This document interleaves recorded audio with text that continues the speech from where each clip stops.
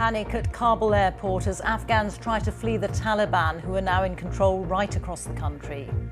Desperate people attempt to hang on to a US military plane sent to evacuate US nationals. A fraught crush in the scramble to escape. Reports say several people died at the airport in the mayhem. Here, Britain's back home last night on an RAF flight. The Defence Secretary was choked when he admitted not everyone potentially at risk would be brought back. It's a really deep part of regret for me. That some people won't get back. Some people won't get back, and we will have to do our best in third countries to process those people. President Biden is due to address the US nation this evening after widespread criticism of the way in which troops have been withdrawn from Afghanistan. Also on the programme, a minute's silence to remember the 5 victims of the mass shooting in Plymouth. And a change to the rules on self-isolation in England and Northern Ireland if you are pinged. And coming up on Sports Day later in the hour on the BBC News channel, is this the end for Roger Federer? Another knee operation for the 20-time Grand Slam champion. He'll be out for many months.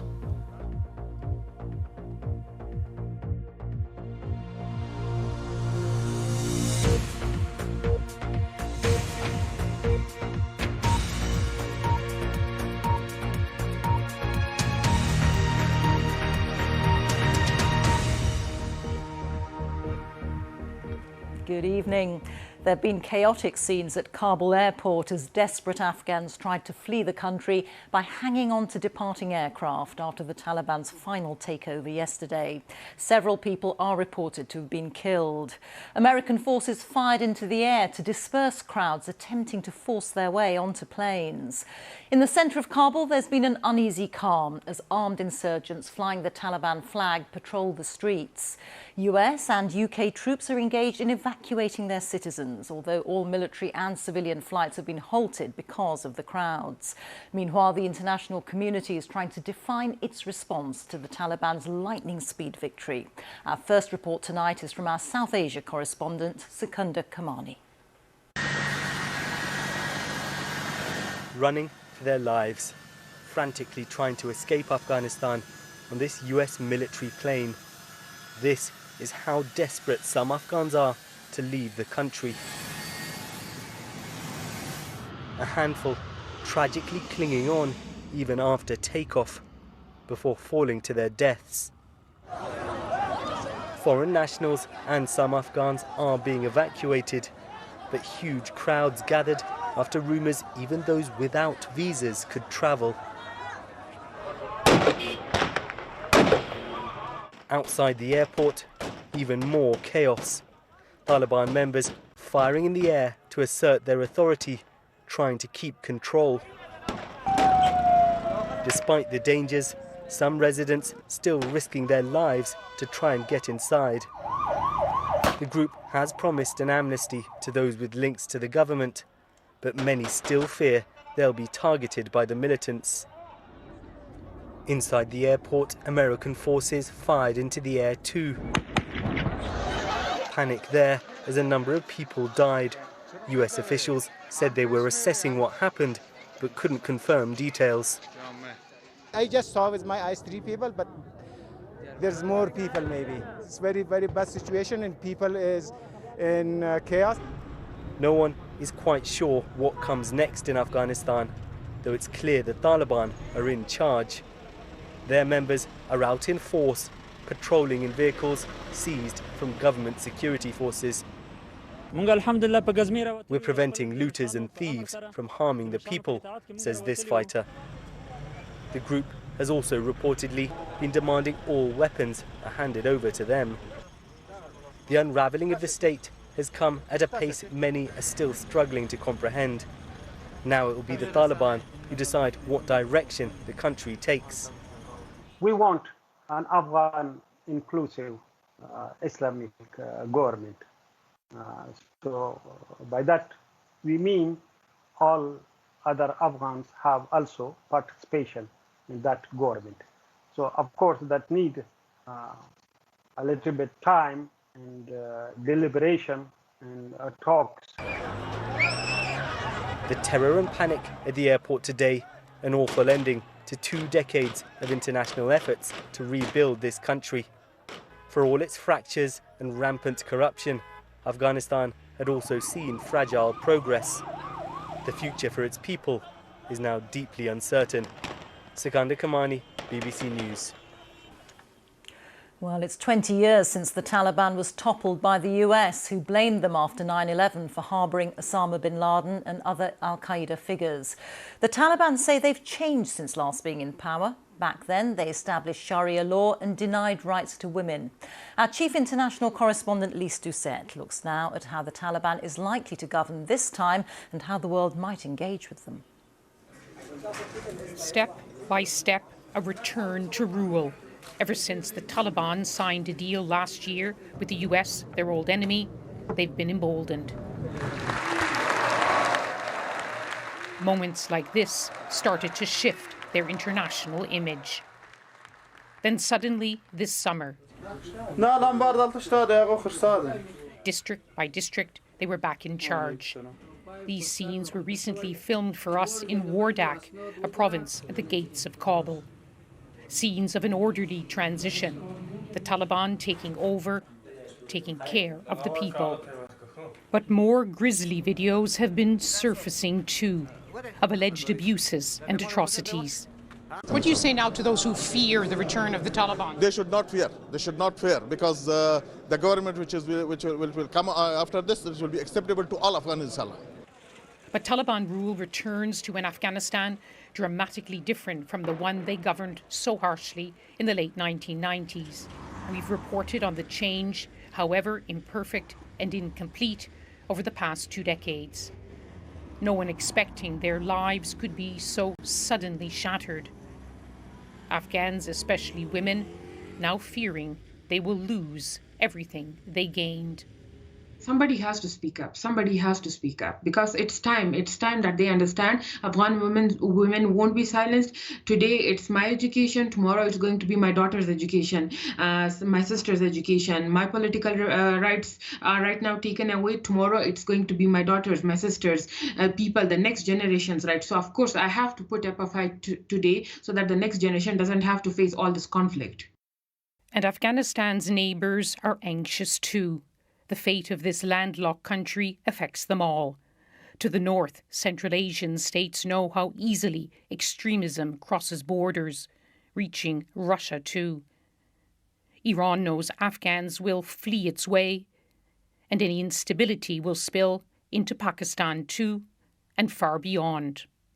So many people have become internally displaced in Afghanistan. So many are becoming refugees. So we actually need immediate help and assistance for them. There's so much to talk about right now, and a lot of us are just deeply depressed about the situation there. A depressing, deeply uncertain, and dangerous time. For now, most Afghans are just trying to get through each day before they confront fundamental questions about their future. Lise Doucette, BBC News. Well, for the latest from Kabul, we can speak to the BBC's Malik Mudassar. Malik, we have seen scenes of panic at the airport, and you were there. What was it like? So it was like the grim scene I have ever seen in Kabul in the last 10 years. I could see thousands of people walking towards airport barefoot with their family and children, and they were there from last night as well. There were families I could see on the pavement. They were with their belongings, and they didn't have any travel documents like tickets and passport or visa, and they were just pushing themselves towards the airport gate, and the airport gate was controlled by Taliban, and they were shooting towards them directly almost. And the thing is, like, each Afghan just want to leave this country, and they don't know how to go out. The only passage they could see this airfield where they were trying to get in. They were climbing to the walls of the airport, and the Taliban were trying to stop them, and it was like a chaotic scene, especially with the children and the females. OK, thank you very much. That's the BBC's Malik Mudassar reporting from Kabul. Here, the Foreign Secretary Dominic Raab has said that everyone was caught by surprise by the scale and pace of the Taliban's takeover, but that the government is making every effort to get thousands of UK nationals and Afghans who worked with foreign forces out of the country. But the Defence Secretary Ben Wallace acknowledged in a tearful interview that some might not be able to leave. Our political correspondent Alex Forsyth reports. These will be among the lasting images of this 20-year war. The scramble to flee as Kabul fell. Away from this, military planes are evacuating British nationals and Afghans who worked for British forces. But the government acknowledges not everyone will make it out. And it's a really deep part of regret for me. Some people won't get back. Some people won't get back. And we will have to do our best in third countries to process those people. Why do you feel it so personally, Mr. Wallace? Because I'm a soldier. Because it's sad, and the West has done what it's done. And we have to do our very best, Nick, to get people out and stand by our obligations. And 20 years of sacrifice is what it is. In the early hours of this morning, this flight landed at Brize Norton, carrying some 300 people to safety, with more planes expected in coming days. But even those who will be eligible for places on board face logistical barriers, paperwork, passage to the airport. And all the while, those Afghans who helped foreign forces are at risk of reprisals. Ali, not his real name, was an interpreter for the Army and Foreign Office. He's been in the UK for 5 years with his young family, but fears for his parents and his sisters still in Afghanistan. Anything is possibly happen. Raped, killed. One of my sisters just graduated from high school, and other sisters she just graduated from the law. They were hoping for the future of Afghanistan. But now, there's no hope for them. Everything is just gone. 600 British troops have been sent to Afghanistan to help bring back those who qualify, processing as many as possible. The government says there's no limit on numbers, but there is a race against time. It's just heartbreaking. This former Marine who served in Helmand now runs an animal welfare charity in Kabul.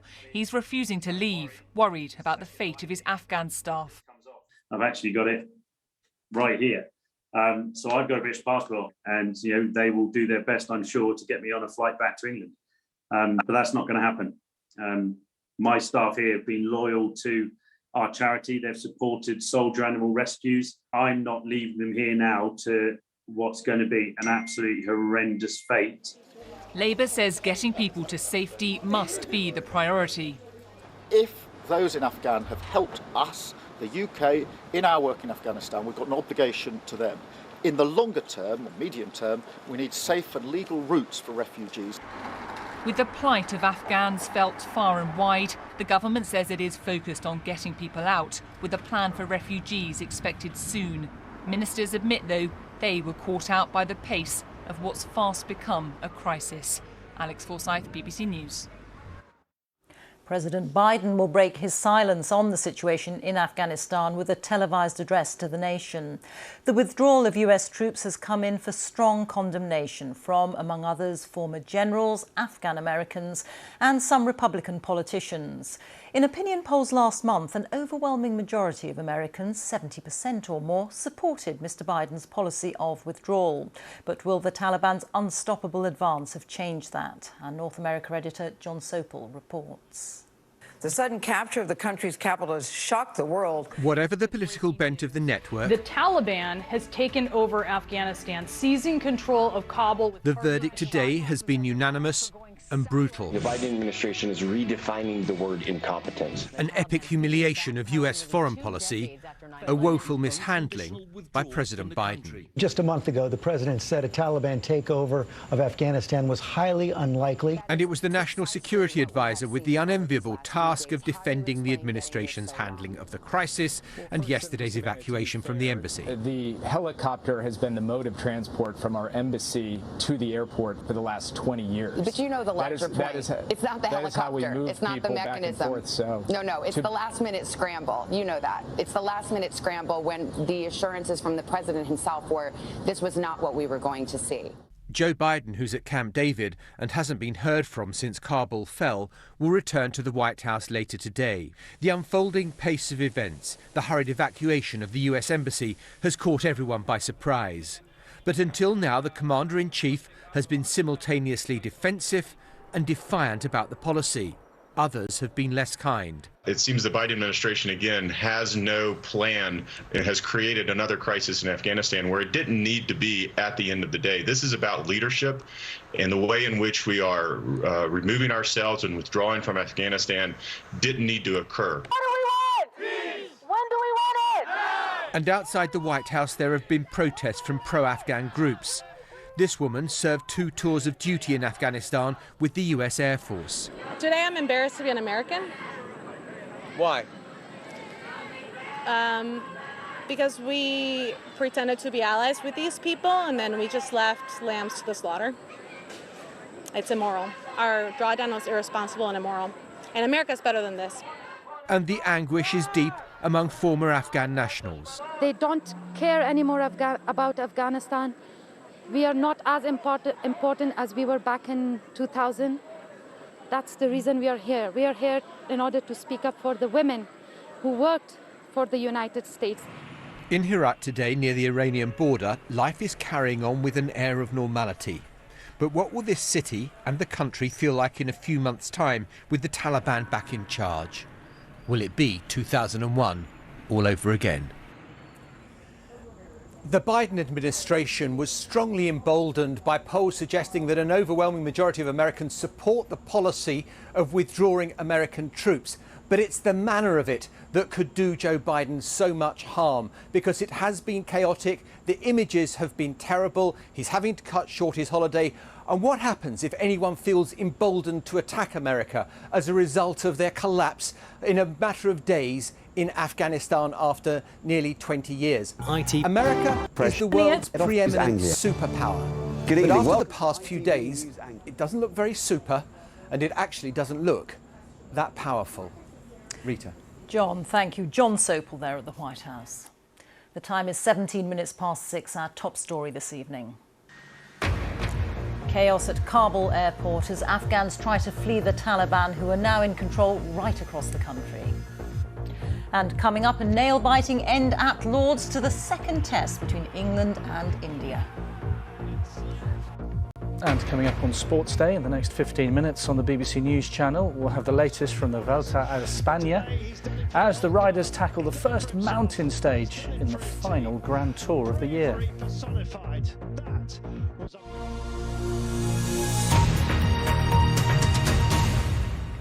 A minute's silence has been held to remember the victims of last week's mass shooting in Plymouth. Jake Davison killed 5 people in the Kiam area of the city on Thursday before taking his own life. Those who died included Davison's mother Maxine, a 3-year-old girl, Sophie Martin, and her father Lee.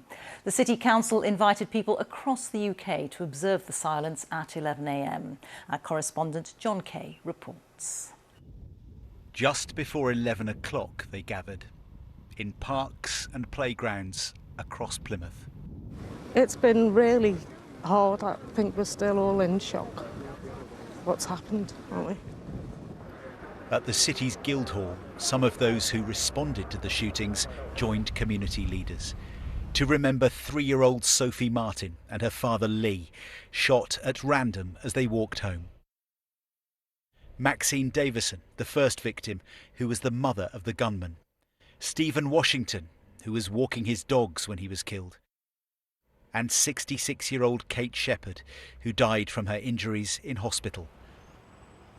The bell rang for each of them.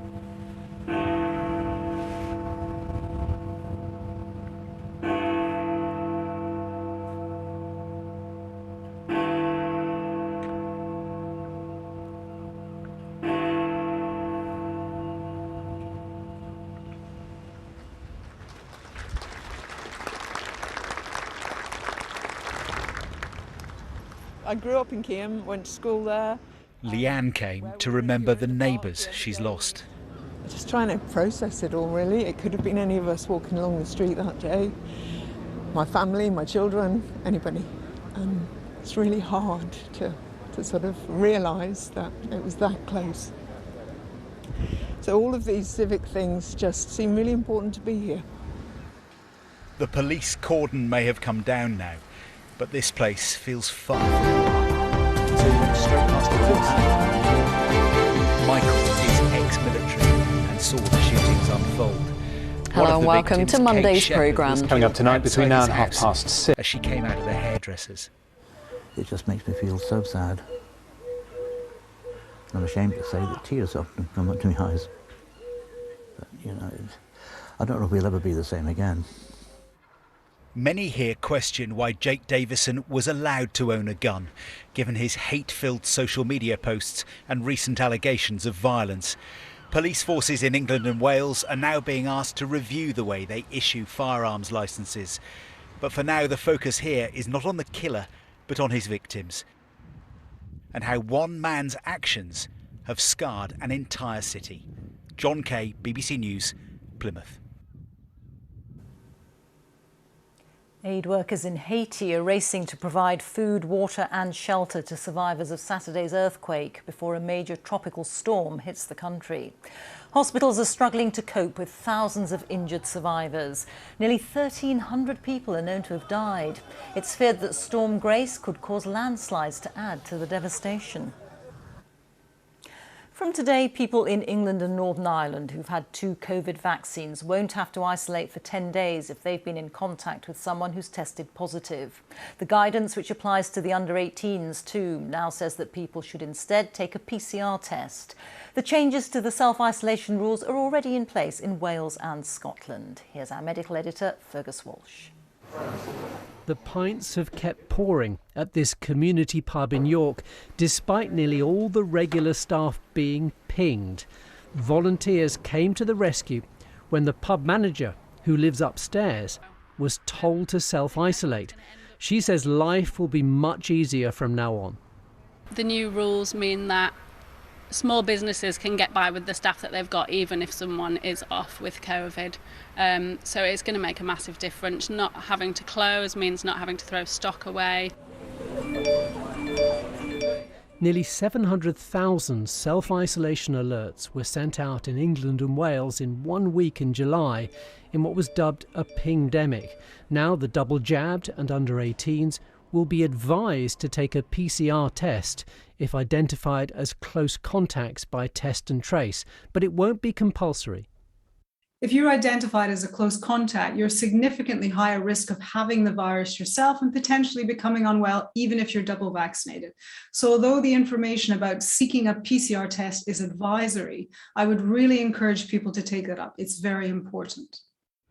COVID hospital admissions are now averaging around 800 patients a day. That's around a fifth of the level seen in the winter peak. So there's no risk of the NHS being overwhelmed, but it's still disruptive given the record backlog of treatment to deal with.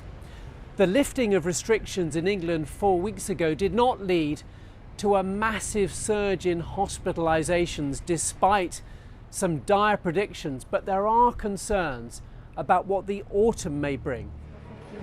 Which is why vaccination remains so important. In Croydon today, people were mostly getting second doses, which means they'll be regarded as fully immunised in 2 weeks' time.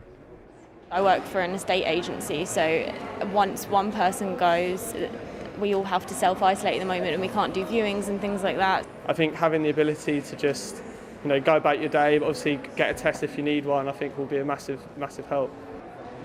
Being double jabbed doesn't mean you're immune from catching COVID, and anyone testing positive is still legally required to self-isolate wherever they live in the UK. Fergus Walsh, BBC News. The latest government coronavirus figures show that there were 28,438 new infections recorded in the latest 24-hour period, which means on average there were 29,086 new cases per day in the last week. 5,894 people are in hospital with coronavirus. 26 deaths were recorded in the last 24 hours, but the number of deaths recorded at weekends normally falls quite sharply. On average, there were 89 deaths a day in the last week. Over 89% of adults in the UK have now had their first jab, and 77% have had both jabs. Most pupils in Scotland will be returning to school this week, with many COVID restrictions still in place. Secondary school pupils must go on wearing masks in the classroom and socially distancing from their teachers. The measures are expected to continue until at least the end of September. Alexandra Mackenzie reports. The excitement and anticipation of a new term. Many COVID restrictions in secondary schools remain in place. So for senior students, it's all very familiar. I'm really relaxed about it. Before we stopped in June, and previous to that, it was like the same restrictions coming in, sanitising your hands, going straight to your classroom, wearing your face mask and social distancing from your teachers, which this will all stay the same. For those moving up from primary school, it's the first time they've had to wear a face covering in the classroom.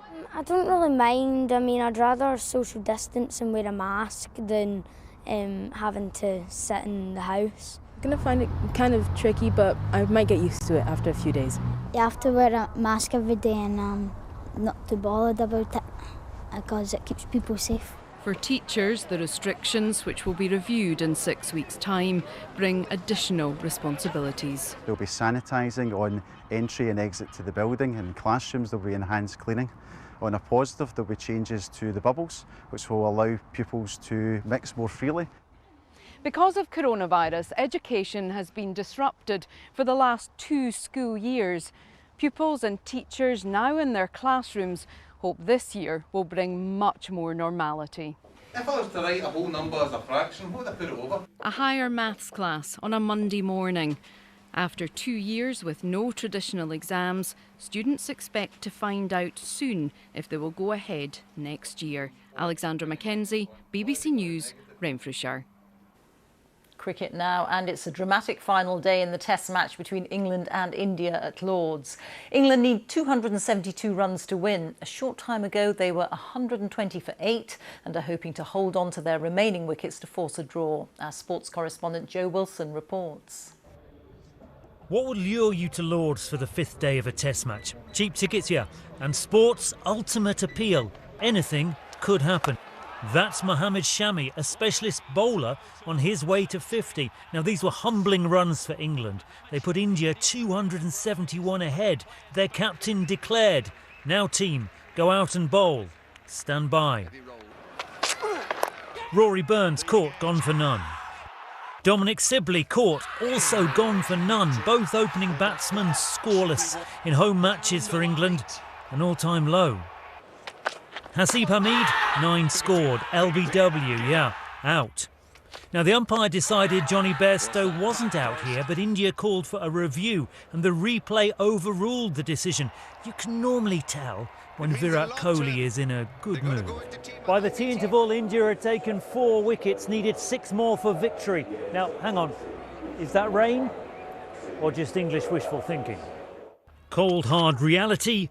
Joe Root out for 33, and India's captain knew he had a prize almost worth the Test itself. Mohammad Siraj got Moeen Ali, and then Sam Curran out first ball in both innings. And here's one for you, Ollie Robinson. Well, both teams have been aggressive. The umpires have observed this match was reaching its limits.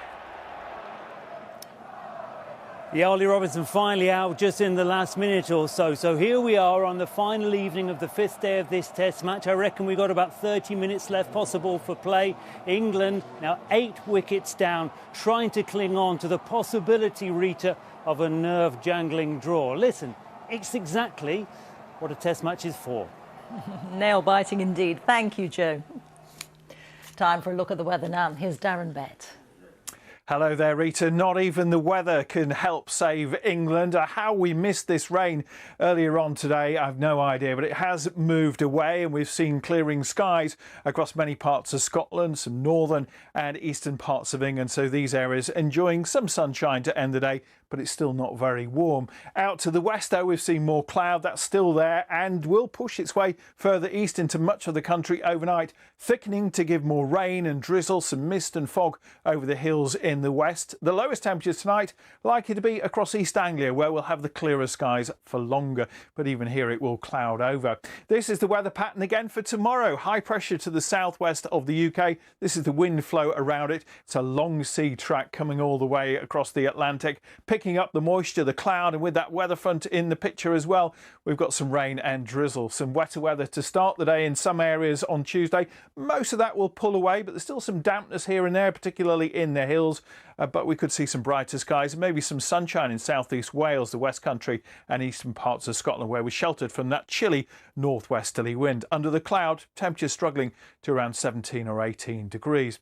Similar sort of picture really, I think, for Wednesday. Many places are going to be dry. Don't expect much in the way of sunshine at all, and it's still quite cool, although the breeze does tend to ease down a little bit. And by the time we get to Thursday, instead of high pressure in the southwest, we've got these weather fronts coming in from the Atlantic. That means more cloud and more patchy rain as well, running eastwards across southern parts of England, across Wales, the Midlands towards East Anglia. Not much rain. Further north, it's drier, maybe a bit brighter. Still could be some patchy rain in northern parts of Scotland, and it's still only 17 to 20 Celsius. Could be worse, but it could be an awful lot better. Darren, thank you. A reminder now of our top story. There have been chaotic scenes at Kabul airport as Afghans try to flee the Taliban, who are now in control right across the country. Well, that's all from BBC News at 6, so it's goodbye from me. And on BBC One, we now join the BBC's news teams where you are. Bye-bye.